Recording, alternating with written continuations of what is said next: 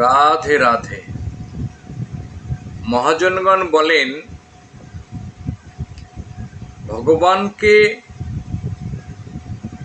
না জানলে যতটা ক্ষতি হয়,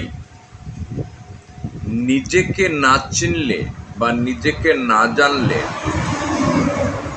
তার থেকে বহু বহু গুণ ক্ষতি বেশি হয়।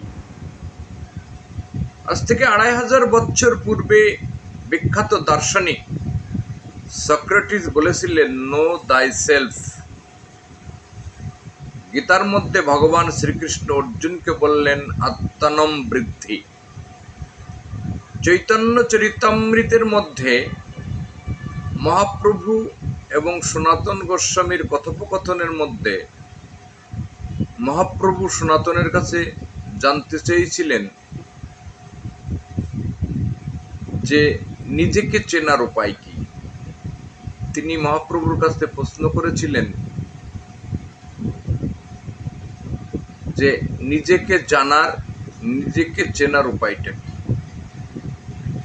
তো ভগবানকে জানলে যতটা ক্ষতি না হয়, নিজেকে না জানলে, নিজেকে না চিনলে তার থেকে বহু বহু গুণ ক্ষতি বেশি হয়।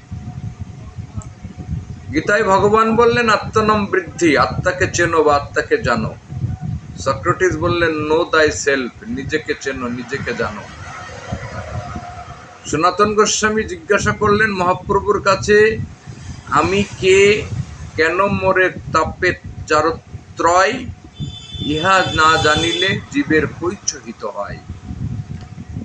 তাহলে নিজেকে জানা, নিজেকে চেনা, নিজেকে বোঝা, এই নিজেকে চিনতে, নিজেকে বুঝতে,